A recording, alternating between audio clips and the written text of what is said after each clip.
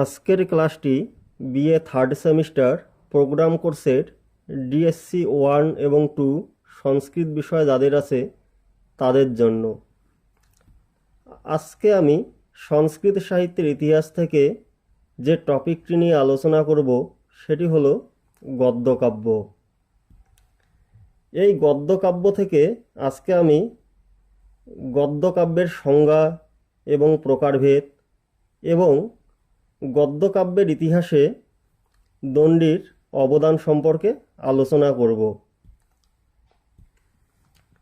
প্রথমে আমাদের জানা দরকার গদ্যকাব্য কাকে বলে, গদ্যকাব্য কয় প্রকার ও কি কি, এটা নিয়ে প্রথমে আমি আলোচনা করব।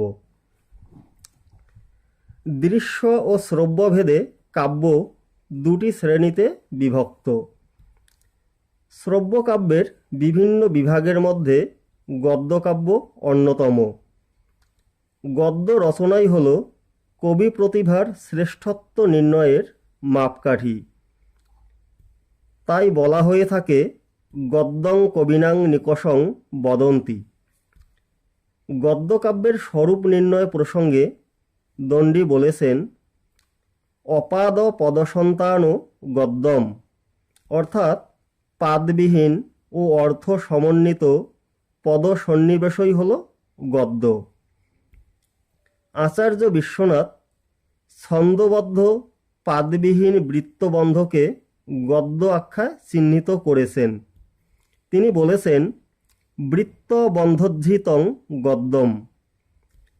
এই গদ্যকাব্যের আবার বিভিন্ন অবান্তর ভেদ পরিলক্ষিত হয়, যেমন কথা, আখ্যায়িকা, খণ্ডকথা, পরিকথা এবং কথালিকা। তাই অগ্নিপুরাণে বলা হয়েছে, আখ্যায়িকা, কথা, খণ্ডকথা, পরিকথা তথা কথালিকেতি মন্যন্তে গদ্য কাব্যঞ্চ পঞ্চধা। গদ্যকাব্যের এই 5টি বিভাগের মধ্যে বিশেষ উল্লেখযোগ্য হল কথা ও আখ্যায়িকা। অগ্নিপুরাণে রুদ্রটের কাব্যালঙ্কারে বা ভামহের কাব্যালঙ্কারে, হেমচন্দ্রের কাব্যানুশাসনে, বিশ্বনাথের সাহিত্য দর্পণে কথা ও আখ্যায়িকার স্বরূপ নিরূপিত হয়েছে। এখন আমি সংস্কৃত গদ্যকাব্যের ইতিহাসে দণ্ডির অবদান সম্পর্কে আলোচনা করব। প্রথমে আমাদের দণ্ডির পরিচয় কি সেটা সম্পর্কে জানা দরকার। এখন আমি প্রথমে দণ্ডির পরিচয় সম্পর্কে আলোচনা করব। দণ্ডী হলেন সংস্কৃত কাব্যজগতে বিরল প্রতিভাধর এক উচ্চ শ্রেণীর কাব্যস্রষ্টা। রাজশেখর বলেছেন, ত্রয়ো দণ্ডী প্রবন্ধাস্য ত্রিষু লোকেষু বিশ্রুতা। তার এই মন্তব্য অনুযায়ী স্পষ্ট প্রতীয়মান হয় যে দণ্ডী 3খানি গ্রন্থ রচনা করেন। দণ্ডির সামগ্রিক পরিচয় আজও সমালোচনায় ধূমাচ্ছন্ন। পণ্ডিত মহলে বিরাট গণ্ডগোল, দণ্ডী একজন না 3 জন। এ জিজ্ঞাসার উৎপত্তি দণ্ডির 3টি রচনাকে কেন্দ্র করেই। এই 3খানি রচনা নিয়েও মতের অনেক অমিল, তবে অধিকাংশের অভিমত কাব্যাদর্শ, দশকুমার চরিত এবং অবন্তী সুন্দরী কথা, এই 3খানেই দণ্ডির কবি প্রতিভার যথার্থ সাক্ষী। বহুকাল পরে খুঁজে পাওয়া অবন্তী সুন্দরী কথা গ্রন্থটি থেকেই কবির ব্যক্তি পরিচয় কিছুটা উপলব্ধ হয়েছে। অবন্তী সুন্দরী কথা যে দণ্ডী সৃষ্ট সাহিত্য, এই যুক্তি অস্বীকার করেন সাহিত্য গবেষক কিথ। কেউ বলেছেন, কাব্যাদর্শ নামেও ছিল তার একটি অলঙ্কার শাস্ত্র। কেউ বলেছেন, কাব্যাদর্শে উল্লিখিত ছন্দবিচিতি তার 3য় রচনা। ভোজের শৃঙ্গার প্রকাশের উপর নির্ভর করলে দ্বিসন্ধান নামক দণ্ডির অন্য এক গ্রন্থেরও সন্ধান পাওয়া যায়। অবন্তী সুন্দরী গ্রন্থ থেকে টের পাওয়া যায় কৌশিক গোত্রীয় ব্রাহ্মণ বংশে দণ্ডির জন্ম। তিনি ছিলেন কবি ভারবীর পুরপৌত্র ও বীরদত্তের পুত্র। অবশ্য কেউ কেউ বলেছেন বীরদত্ত ছিলেন ভার্বির মিত্র দামোদরের পুত্র। তার মাতা ছিল গৌরী। অতি শৈশবেই তার মাতা পিতা মারা যান। শ্রুত ও সরস্বতী নামে এক দম্পতির নিকট তিনি লালিত পালিত হন। দণ্ডির পূর্বপুরুষের আদি বাসস্থান ছিল গুজরাটের আনন্দপুরে। পরে তারা দাক্ষিণাত্যের কাঞ্চিতে বসবাস শুরু করেন এবং পল্লবরাজদের একান্ত অনুরাগী ও অনুগত ছিলেন। চালুক্যরাজ বিক্রমাদিত্য 655 খ্রিস্টাব্দে পল্লবরাজকে পরাজিত করে কাঞ্চি অধিকার করলে দণ্ডী দেশত্যাগ করেন। 630 থেকে 638 খ্রিস্টাব্দে আবার পল্লবরাজ নরসিংহবর্মন নিজ সিংহাসন পুনরুদ্ধার করলে দণ্ডী রাজার অনুগ্রহে ফিরে আসেন এবং রাজসভায় উচ্চ পদে আসন গ্রহণ করেন। এখন আমি দণ্ডির আবির্ভাবকাল সম্পর্কে আলোচনা করব। চালুক্যরাজ বিক্রমাদিত্য 655 খ্রিস্টাব্দে কাঞ্চি অধিকার করেছিলেন যখন, সেই সময় দণ্ডী বর্তমান ছিলেন। এই যুক্তিতে বলা যায় দণ্ডী 7ম শতাব্দীর কবি। দ্বিতীয় যুক্তি হল দণ্ডির কাব্যাদর্শে ভামহের রচনার উল্লেখ আছে। আবার বামন দণ্ডির সমালোচনা করেছেন। এই পরিপ্রেক্ষিতে ভামহ ও বামনের মধ্যবর্তী কালকে দণ্ডির আবির্ভাব সময় হিসাবে চিহ্নিত করলে দণ্ডিকে অনায়াসে 7ম শতকের মাঝামাঝি কালের কবি বলা যেতে পারে।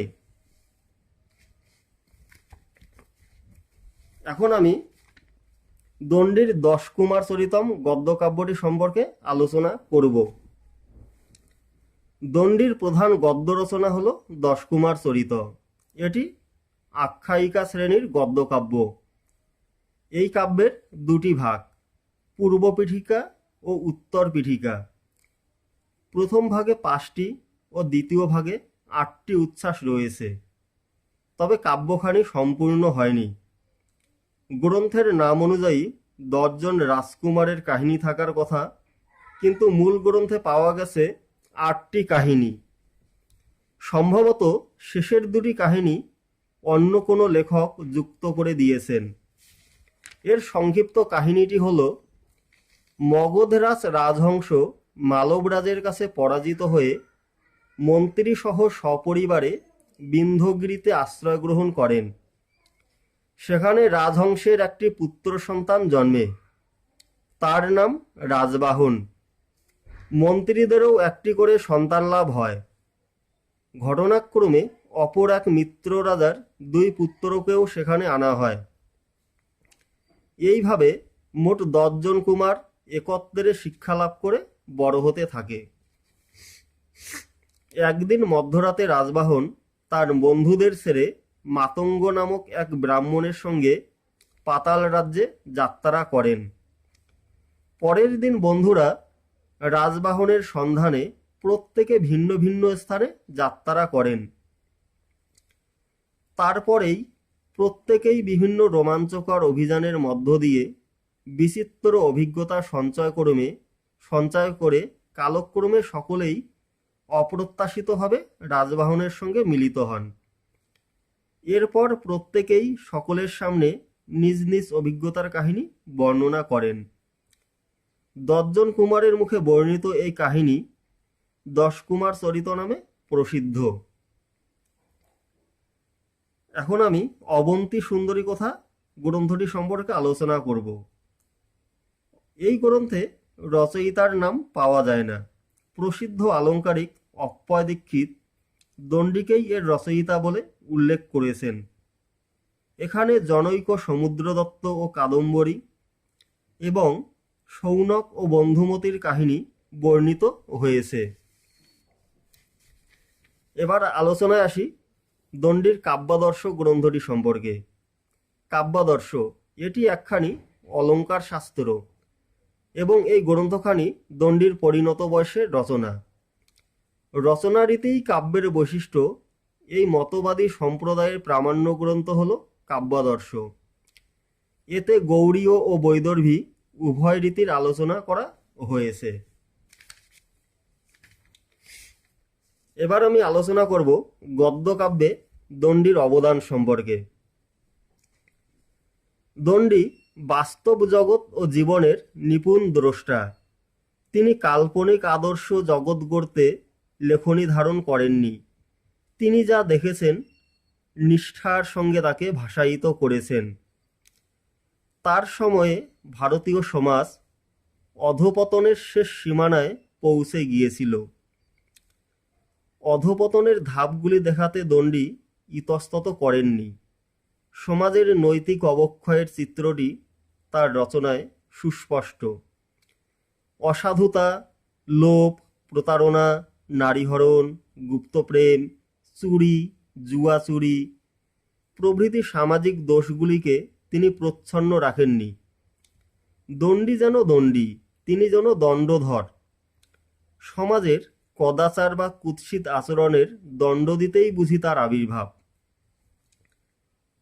বৈচিত্র্যের এক লীলাভূমি দশকুমার চরিত। কত বিচিত্র ঘটনাই না এখানে সন্নিবেশিত হয়েছে, কত বিচিত্র চরিত্রেরই না আনাগোনা এখানে। ব্যবহারিক জীবনের সজীব বর্ণনায় কবি ছিলেন সিদ্ধহস্ত। কামশাস্ত্রে এবং অর্থশাস্ত্রে নিপুণ দণ্ডীর রচনা গুরুগম্ভীর নয়।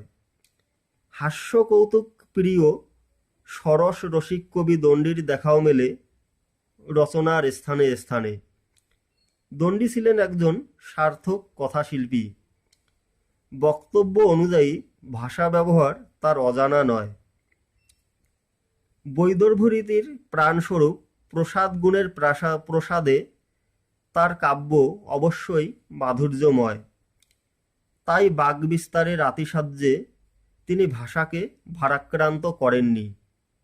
কিন্তু বিষয়ের প্রয়োজনে গদ্যকাব্যের দাবিকে অস্বীকার না করে সন্ধি সমাসবহুল গৌড়ী রীতিকেও তিনি আশ্রয় করেছেন সময় সময়। মোট কথা, গদ্য রচনায় দণ্ডীর সামঞ্জস্যবোধ বিস্ময়কর। ভাষা রচনায় দণ্ডীর শক্তির সর্বত্র পরিচয় পাওয়া যায়। প্রাচীন ভারতীয় সাহিত্যের সমালোচকগণ দণ্ডীর প্রশংসায় পঞ্চমুখ। কেউ কেউ বাল্মীকি, ব্যাসের পর দণ্ডীরই স্থান নির্দেশ করেছেন। দণ্ডী ও বাণভট্টের কাছে অন্য কবিরা রুদ্ধবাক, এমন কথাও বলা হয়েছে। দণ্ডীর বক্তব্য স্পষ্ট, ভাষা স্বচ্ছ, সাবলীল ও ললিত এবং কাহিনী চিত্তাকর্ষক। তাই কালিদাস, ভারবী, মাঘের বৈশিষ্ট্য উল্লেখের সঙ্গে সঙ্গে এক সুপ্রসিদ্ধ শ্লোকে দণ্ডীর পদলালিত্য উল্লিখিত হয়েছে। এই শ্লোকটি হল, উপমা কালিদাসস্য ভারবেরর্থ গৌরবম দণ্ডীন পদলালিত্যং মাঘে সন্তি ত্রয় গুণা। দশকুমার চরিতে রাজা, রাজপুত্র, মন্ত্রী, মন্ত্রীপুত্র প্রভৃতি রাজকীয় চরিত্রের যেমন সমাবেশ আছে, তেমনই আছে লুব্ধ ব্রাহ্মণ, নিপুণ তস্কর, ধূর্তা রাজগণিকা, জবন নাবিক, প্রতারক, বৌদ্ধ ভিক্ষু, ভণ্ড জুয়ারি ও সন্ন্যাসী প্রভৃতি বিচিত্র চরিত্রের উপস্থিতি। আধুনিক উপন্যাস সুলভ নানা উপাদান দশকুমার চরিতে বিদ্যমান। নানা দিক থেকেই মৃচ্ছকটিক নাটকের সঙ্গে দশকুমার চরিতের তুলনা করা চলে। দণ্ডীর ব্যাকরণ এবং অলঙ্কার শাস্ত্রে অসাধারণ ব্যুৎপত্তি ছিল বলেই হয়তো শৃঙ্গার, করুণ, বীর, বীভৎস বা হাস্য প্রভৃতি রস সৃষ্টিতে অসাধারণ নৈপুণ্য প্রদর্শনে সক্ষম হয়েছেন। দশকুমার চরিত এক অনন্য সৃষ্টি। এই জন্যে যে এরকম রোমাঞ্চকর কাহিনী সমৃদ্ধ সরল রচনা সংস্কৃত সাহিত্যে আর কোথাও নেই। এখানে গতানুগতিকতা নেই বললেই চলে এবং সাহিত্য গুণের হানিও বিরল দৃষ্ট। যে সমস্ত গুণে বা বৈশিষ্ট্যে একটি গ্রন্থ সুপাঠ্য হয়ে উঠতে পারে সে সবই দশকুমারচরিতে বর্তমান থাকায় এটি যথার্থই অতুলনীয়। আজকের আলোচনা এই পর্যন্তই।